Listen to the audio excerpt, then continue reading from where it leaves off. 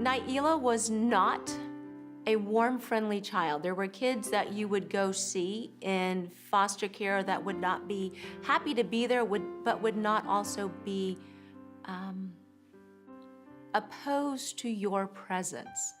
You know, she didn't necessarily like authority, didn't like being told what to do. I remember the therapist asking me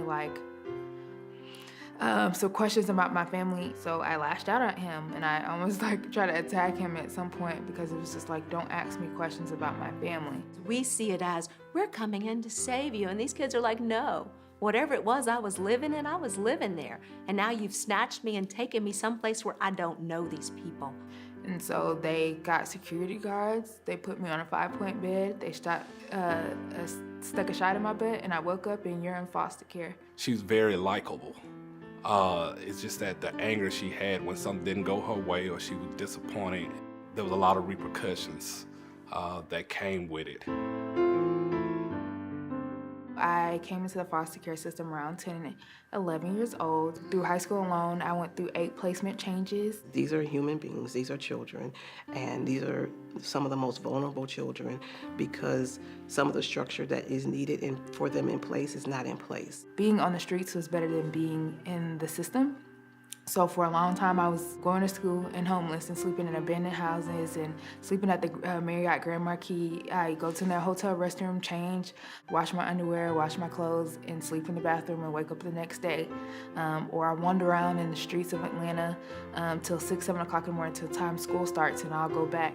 The scary part was she ran away. No, you didn't know where she was for those 2 or 3 days. We don't know what's going on with her. We don't know who she's involved with or what's happening during that week.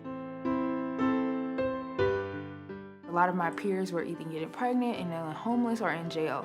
And I knew I didn't want that for myself, yet that was kind of told to me that's what you're gonna be. But at least I knew that I was smart and they couldn't take that away from me. And as the attorney, it's hard to say, you need to get out of here. Like, you need to understand what's happening and move yourself forward.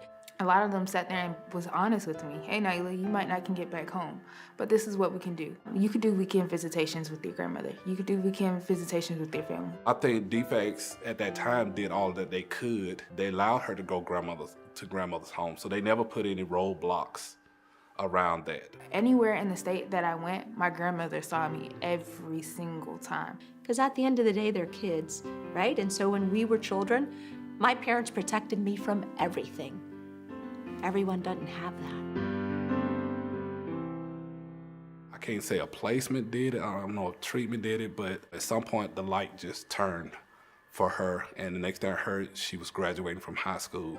Around that 17-year-old, I was kind of getting a lot better with my behavior because I knew that, 17, you could be charged as an adult, which means I can't go to college. So I kind of got my act together. Helping a young person to realize those goals is one thing, and helping them to believe that those goals can come true for them is another thing. First, I called them my village, my tribe of support. It was that no matter what phone call or any time of the night that I need to call them, that they were there. They believed in me and believed that I was something more than just my behavior, that I was more than just a foster kid.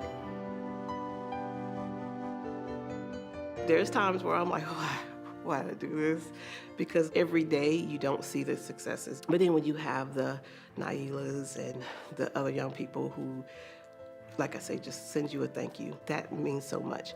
And she just wrote out of the blue and she said, hey, Judge Kirk, all that stuff that you did when you were helping me, you and your investigator and Judge Edwards, she said it made a difference for me.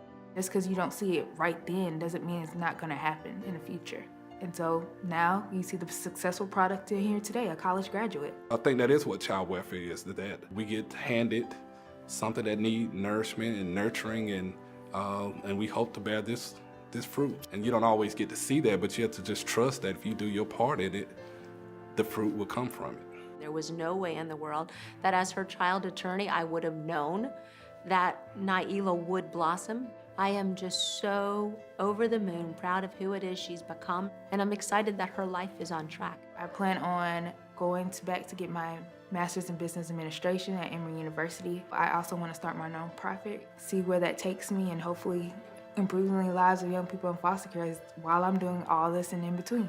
And it's nothing that nobody else did but her. Not to say that others did not guide her and and nurture it, but she had to do the work. She had to make a decision that my behaviors are not giving me the results that I want in life.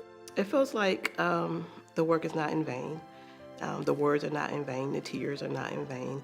The hurt is not in vain. If it wasn't for the story, you wouldn't see Nyeelah, you wouldn't see who's in front of you today. So I never regret my story or never feel any anguish or anger. And I'm proud of my story because it is me. It's not about the money. It's not about politics. It's about the children. It's about any child, regardless of whether they're in foster care or not, and thinking about the child and what they need. I believe that for every child that comes through that system, as long as there is an adult that is willing and able to do the job they have signed up to do without fear, then I think those children can be protected, and we will see lots and lots of Nyeelahs coming through. But I do want to say thank you to my tribe for support, because without them, I wouldn't be where I am today.